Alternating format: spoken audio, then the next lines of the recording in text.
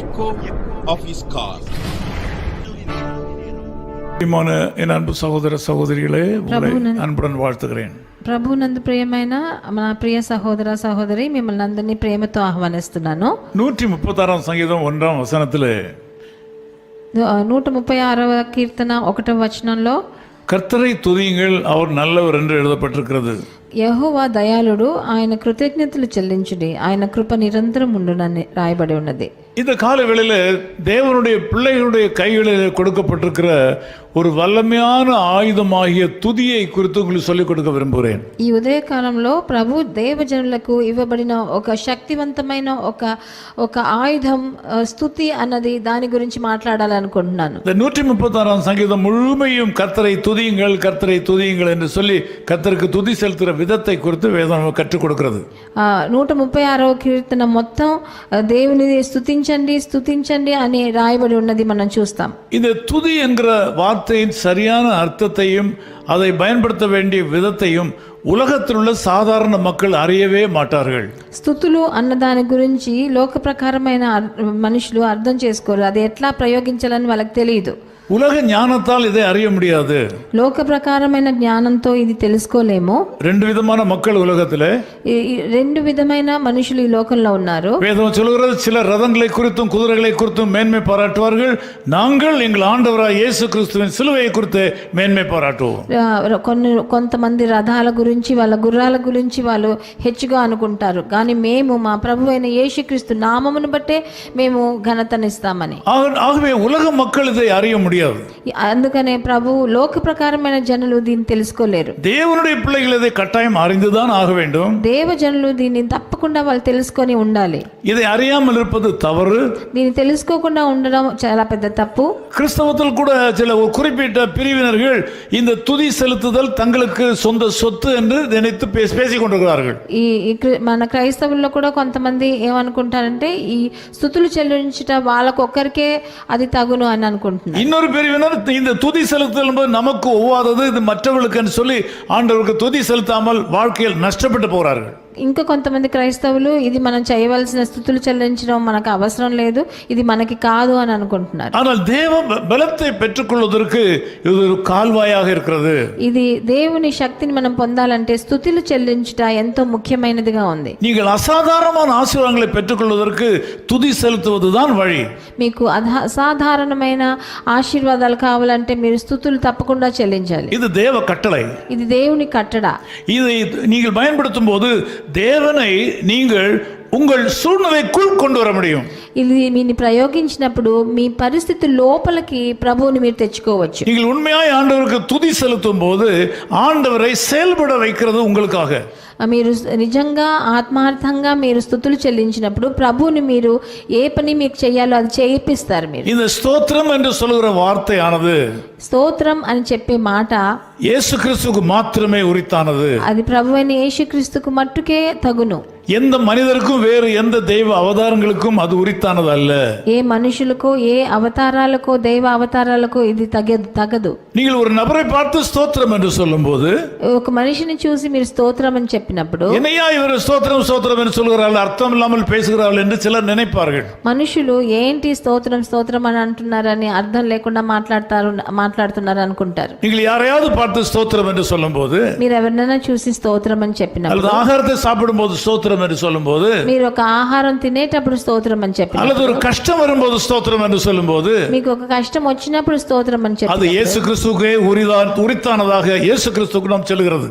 ఇది ప్రభు అయిన యేసుక్రీస్తుకే సంబంధించింది, ఆయనకే అది మనం చెల్లిస్తున్నాం. பல வருஷங்களுக்கு முன்னதாக என்னுடைய வாழ்க்கையில் ஒரு பெரிய பொருளாதார தேவை ஏற்பட்டது. ఎన్నో సంవత్సరాల ముందు ఒక ఆర్థిక సమస్య నాకు వచ్చింది. நான் எந்த விதத்தில் சம்பாதித்து அதை உண்டாக்க முடியாத அளவுக்கு பெரிய காரியமாக இருந்தது. అది నేను ఎట్లా సంపాదించినా అంత పెద్ద రొక్కం నేను తీసుకోలేను. பேங்க் லோன் கிடைக்காமல் போய்விட்டது. బ్యాంక్ లోన్ నాకు దొరకలేదు. நண்பர்கள் யாரும் உதவி செய்ய முடியாத நிலையில் மாறிவிட்டார்கள். నా స్నేహితులు ఎవరు అంత పెద్ద సొమ్ము నాకు ఇచ్చే అంత తాహత్వాకులే. நான் ஒரு நாள் காலையில இந்த பிரச்சனை வந்தது. எனக்கு மத்தியானத்துக்குள்ளாக ஒரு பெரிய தொகையை ஒருத்தருக்கு கொடுத்தாக வேண்டும். పొద్దున ఒక రోజు పొద్దున నాకు తెలియవచ్చింది మధ్యాహ్నంలోకి నాకు చాలా పెద్ద అమౌంట్ లేకపోతే అంత డబ్బులు నేను రెడీ చేయాలని. எனக்கு வேற ஒரு வழியும் தெரியவில்லை. నాకు వేరే ఏ దారి తెలియలేదు. என்னுடைய அறைக்குள் சென்றேன். నా రూమ్ లోకి వెళ్ళాను. நான் ஜெபம் பண்ண எனக்கு வார்த்தையே வரவில்லை. ఆ గదిలోకి వెళ్ళి నేను ఏం మాట్లాడాలో ప్రార్థన చేయాలో నాకు నా నోటంబట్ట మాట రాలేదు. எந்த வார்த்தையை சொல்லி ஜெபம் பண்ணுவதுன்னு சொல்லி எனக்கு தெரியவில்லை. ఏ మాట చెప్పి నేను ప్రార్థించాలో నాకు అది తెలియలేదు. ஆகவே சரியாக ஏறக்குறைய 3 மணி நேரம் ஜெபிக்க வார்த்தை இல்லாதனால ஸ்தோத்திரம் ஸ்தோத்திரம் ஸ்தோத்திரம் ஸ்தோத்திரம் என்று சொல்லிக்கொண்டே இருந்தேன். నేను 3 గంటల సేపు ఏం చెప్పి ప్రార్థించాలో తెలియకుండా స్తోత్రం స్తోత్రం స్తోత్రం అని 3 గంటల సేపు చెప్పాను. இதை என்னுடைய போதகர் மூத்த போதகர் பாஸ்டர் சுந்தரம் அவர்கள் எனக்கு கற்றுக் கொடுத்தார்கள். నాకు మా సీనియర్ పాస్టర్ అయిన పాస్టర్ సుందరం గారు ఇది నాకు నేర్పించిన. ஜெபம் பண்ண முடியாவிட்டால் நீ முழங்கால் என்று ஸ்தோத்திரம் ஸ்தோத்திரம் என்று சொல்லு என்று சொல்லி கொடுத்தார். నీకు ప్రార్థన చెయ్యలేనప్పుడు నీ మోకాళ్ళ మీద నిలబడి స్తోత్రం స్తోత్రం స్తోత్రం అని చెప్పు అని నేర్పించారు. ஏறக்குறைய 3 மணி நேரத்துக்கு பிறகு 3 గంటల తర్వాత என்னுடைய கதவை தட்டுற சத்தம் கேட்டது. என்னுடைய வீட்டிலே నా తలుపు ఎవరో తట్టారు. நான் கதவை திறந்தேன். నా గది తలుపు తెరిచాను. நீங்கள் ఆశ్చర్యப்படுவீர்கள். మీరు ఆశ్చర్యపడతారు. அந்த நாளிலே ఆ రోజు நான் யாருக்கு నేను ఎవరికి எவ்வளவு பணம் கொடுக்க வேண்டுமோ ఎవరికి ఎంత డబ్బు ఇవ్వాలో அதை எனக்கு தெரிந்த நண்பர் ஒருவர் கொண்டு வந்திருந்தார். అదే అమౌంట్ నా స్నేహితుడు తీసుకొచ్చాడు. அவர் சொன்னார், நான் நீங்கள் இதை வைத்துக் கொள்ளுங்கள், எனக்கு வீட்டில் வசதி இல்லை, நீங்கள் வைத்துக் கொள்ளுங்கள் சொன்னார். నాకు ఇంట్లో పెట్టేదానికి చోటు లేదు, నువ్వు పెట్టుకో అని నా చేతికి ఇచ్చారు. நான் அப்பொழுது என்னுடைய விஷயத்தை இடத்துல சொன்னேன். నేను అప్పుడు నా విషయాన్ని ఆయనకు చెప్పాను. அவர் சொன்னார்கள், நீங்கள் இதை பயன்படுத்திக் கொள்ளுங்கள், మీరు దాన్ని ఖర్చు పెట్టుకోండి అని நான் చెప్పి பிறகு வாங்கிக் கொள்கிறேன், నేను తర్వాత తీసుకుంటాను అన్న. இந்த காசு உங்களுக்கு தான், ఈ డబ్బు మీకే అని இந்த చెప్పాను. பணம் உங்களுக்கு தான், ఈ డబ్బు మీకే అని இதை நீங்கள் பயன்படுத்திக் கொள்ளுங்கள். మీరు ఖర్చు పెట్టుకోండి అని చెప్పి. நல்ல வேளை யாராவது ஒருத்தர் எடுத்துக்கொண்டு போய் விடுகிறது தவிர இயேசுநாதருக்கு பயன்படுகிறது என்று சொல்லி அவர் மகிழ்ச்சியோட அதை கொடுத்து விட்டு போனார். నా దగ్గర ఉంటే ఎవరైనా తీసుకెళ్ళిపోతారు, మీ దగ్గర ఉంటే అది ప్రభు అయిన యేసుక్రీస్తుకి ఉపయోగపడుతుందని నా దగ్గరికి ఇచ్చారు. அதை கொடுத்தவர் இன்றைக்கும் உயிரோடு இருக்கிறார். అది ఇచ్చిన మనిషి ఈ రోజు కూడా జీవిస్తున్నాడు. அவரும் இந்த செய்தியை பார்த்து கொண்டு தான் இருப்பார். ఆయన కూడా ఈ నా వచనాన్ని చూస్తుంటాడు. அன்பு சகோதரனே சகோதரியே, ప్రియ సహోదర సహోదరి, துதி ஸ்தோத்திரம் என்று சொல்லப்படுவது பயங்கரமான வல்லமை உள்ளது. స్తుతి స్తోత్రం చెల్లించడం అన్నది ఎంతో భయంకరమైన ఆయుధం. ஸ்தோத்திரம் சொல்லிக்கொண்டே இருங்கள். మీరు స్తోత్రం స్తుతి అని చెప్తూనే ఉండండి. Praise the lord praise the lord praise the lord சொல்லிக்கொண்டே இருங்கள். Praise the lord praise the lord praise the lord అని చెప్తూ ఉండండి. சாப்பிடும்போது சொல்லுங்கள், అన్నం తినేటప్పుడు చెప్పండి, நடக்கும்போது சொல்லுங்கள், నడిచేటప్పుడు చెప్పండి, கவலைப்படும்போது சொல்லுங்கள், బాధపడేటప్పుడు కూడా தூங்கும்போது சொல்லுங்கள், నిద్రపోయేటప్పుడు కూడా எந்த நேரத்திலும் சொல்லுங்கள். ఏ సమయంలోనా చెప్పొచ్చు. அது ஆண்டவரை உங்கள் வாழ்க்கையின் சூழ்நிலைக்குள் கொண்டு வரும். అది మీరు ప్రభు అయిన యెహోవాని ప్రభువుని మీ జీవిత పరిస్థితిలోకి రప్పిస్తుంది. நீங்கள் ముయற்சித்து பாருங்கள், మీరు ప్రయత్నం చేసి நீங்கள் చూడండి, வெற்றி அடைவீர்கள். మీరు తప్పకుండా విజయం పొందుతారు. ஜெபிக்கலாம். ప్రార్థన చేద్దాం. நேசபிதாவே, உம்மை நன்றியோடு ஸ்தோத்திரிக்கிறோம். ప్రియ తండ్రి, మీకు వందనాలు స్తుతులు. இந்த ஜெபத்திலே கலந்து கொண்டிருக்கிற மக்களை நீர் ஆசீர்வதியும். నాతో ఏకీభవించే ఒక్కొక్కరిని ఆశీర్వదించండి. உம்மை துதிக்கிறதை குறித்த ரகசியத்தை இவளுக்கு சொல்லிக் கொடுத்திருக்கிறேன். మిమ్మల్ని స్తుతించుట ఉన్న రహస్యాన్ని గురించి ఈ రోజు உம்மை నేర్పించండి. துதிக்கிற மக்கள் பெருகட்டும். మిమ్మల్ని స్తుతించే జనులు ఇంకా ఎక్కువ మంది అవని. உமக்கு மகிமையை கொண்டு வரும் மக்கள் பெருகட்டும். మీకు మహిమని తెచ్చే జనులు ఎక్కువ అవ్వాలి తండ్రి. துதி செலுத்துகிற மக்களை நீர் ஒருபோதும் கைவிட மாட்டீன்னு அறிந்திருக்கிறோம். స్తుతి చెల్లించే జనులను మీరు ఒక్క రోజు కూడా చెయ్యి వదలరు నాయన. ஆண்டவர் இந்த மக்களுடைய வாழ்க்கையில அற்புதங்களை செய்வீராக. వాళ్ళందరి జీవితంలో మీరు ఒక పెద్ద అద్భుతాన్ని చేయండి. இயேசு கிறிஸ்துவின் நாமத்தில் ஜெபிக்கிறோம் பிதாவே. ప్రభు అయిన యేసుక్రీస్తు నామమున వేడుకుంటున్నాం ஆமென் తండ్రి. ஆமென். ఆమేన్.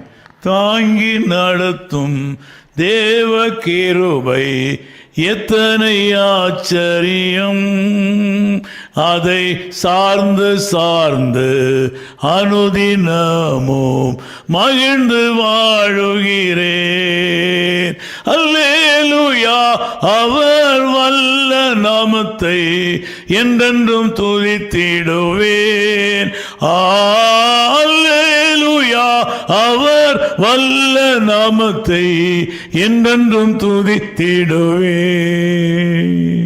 His call ministries 10 Muhammad Abdullah 2nd Street, opposite International Cricket Stadium, Chepauk, Chennai 600005, India. Phone 914428528282.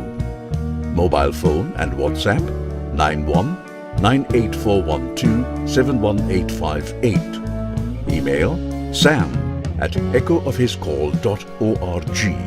Website www.echoofhiscall.org. God bless you.